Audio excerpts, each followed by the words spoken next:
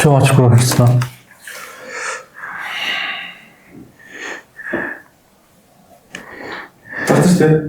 За.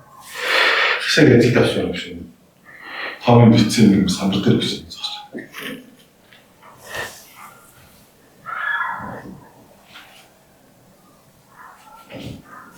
За.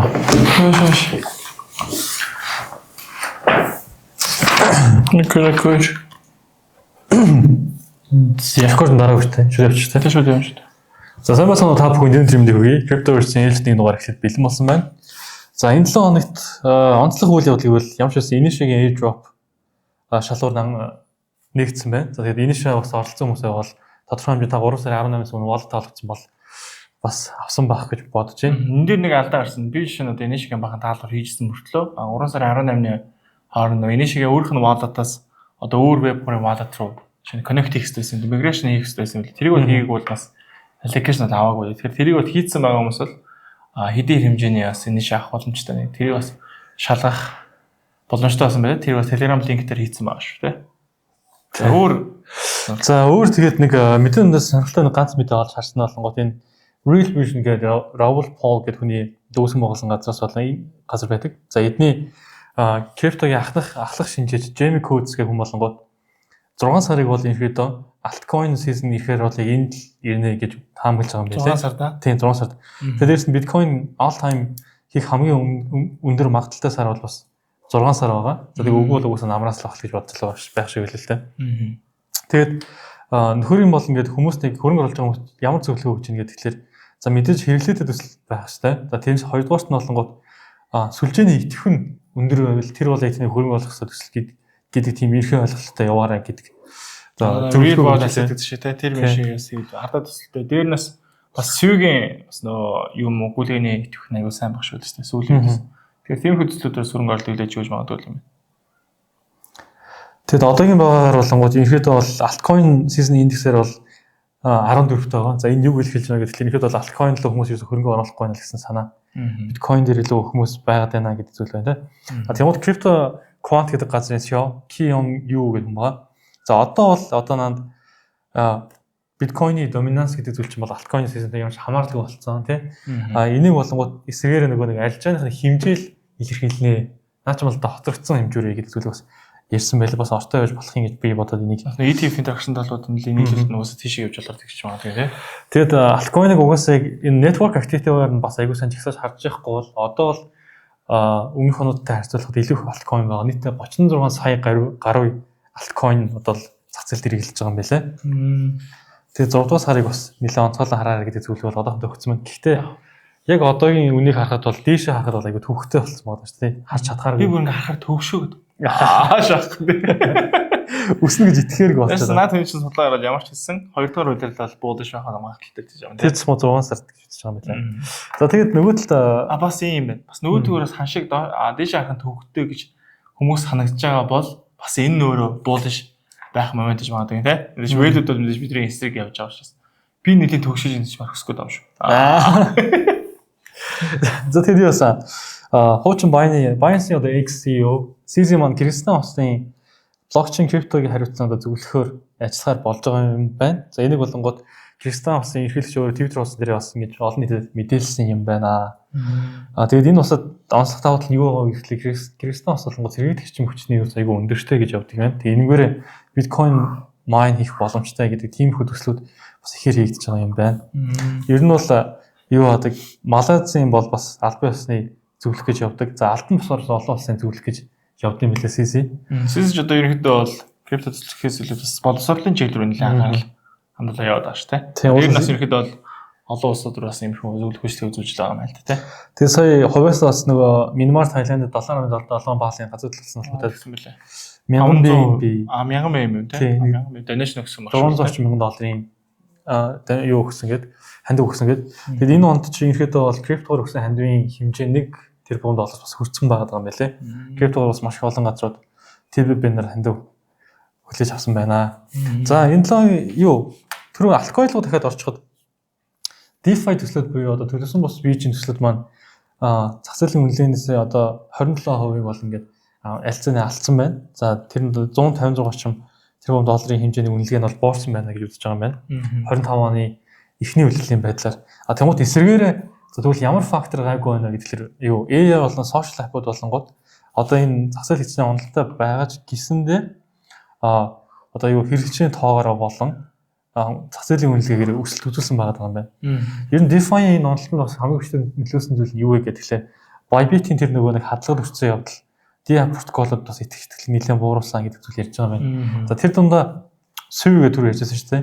SUI болонгууд ерөөд зах зээлийн үнэлгээгээ 37%-аар алтаад 96 тэрбум долларын үнэлгээтэй болсон байгаа юм байна. Гэтэ одоо бас жоохон сэрэх гэдэг шүү дээ.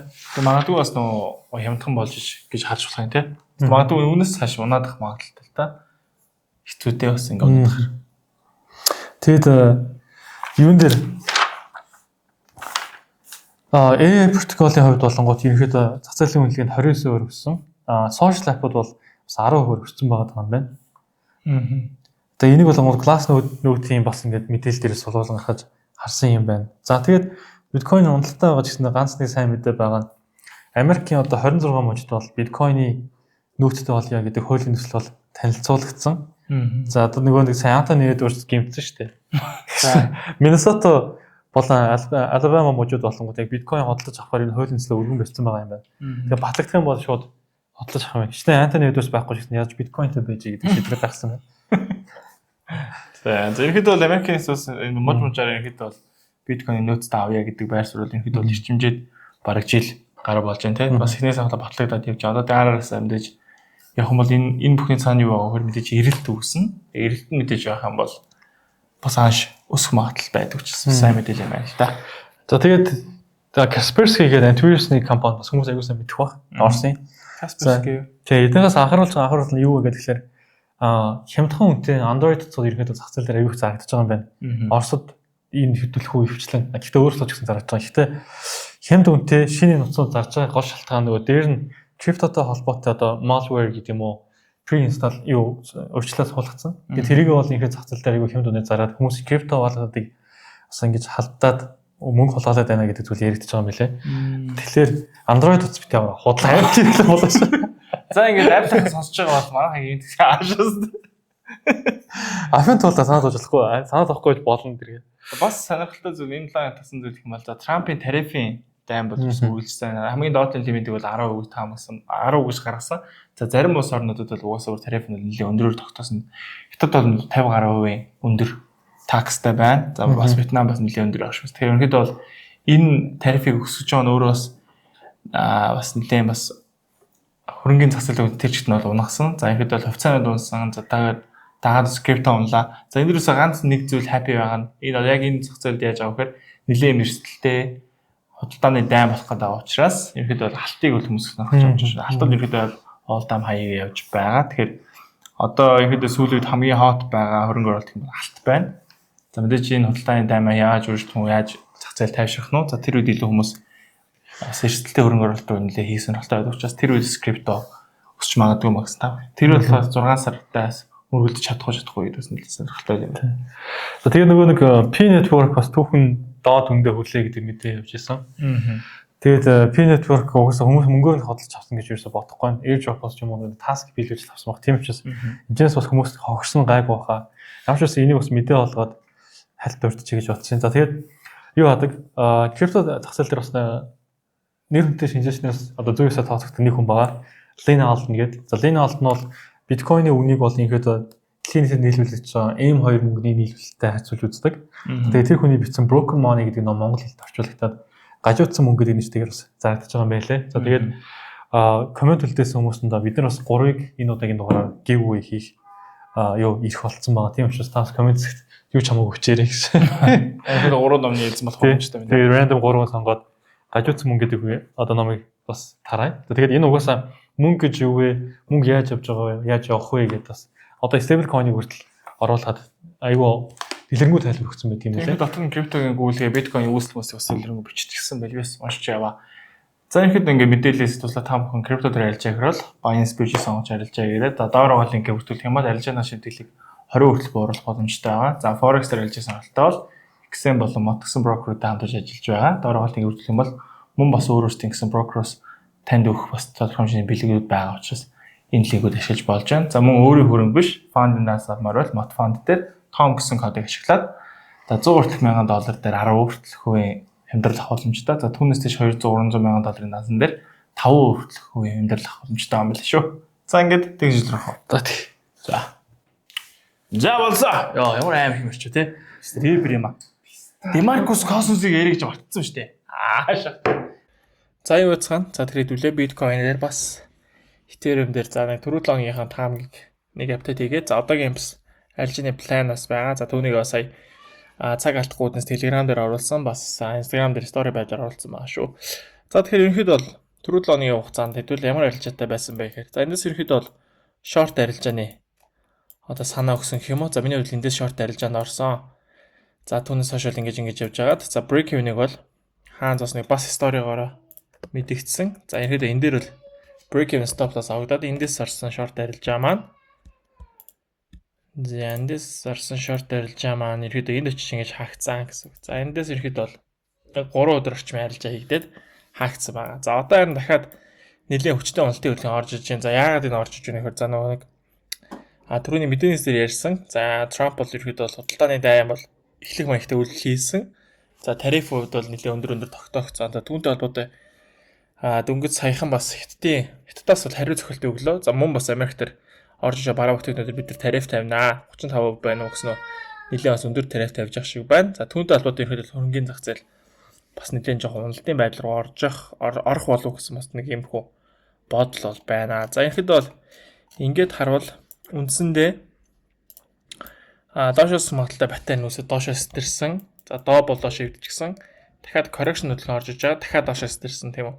Тэгэхээр одоо магадгүй дахиад үргэлжилсэн уналтын том импульс хөдөлгөөн бол орж иж магадгүй гэсэн хүлээлттэй бол байна. Тэгэхээр том цагаараа магадгүй ингээ харах юм бол хэдүүлээ иймэрхүү. За дээшээ ерөөс тэрхээр бол за иймэрхүү буулж батарей зурж магадгүй. Дахиад доошоогоо энэ батарейны шаалуулаад байгаа цэгийг доошоо татаад шалгах юм бол магадгүй 70k гэсэн хүртэл хэмжээний том уналтын хөдөлгөөс орж иж магадгүй гэсэн бас хүлээлт бол байна.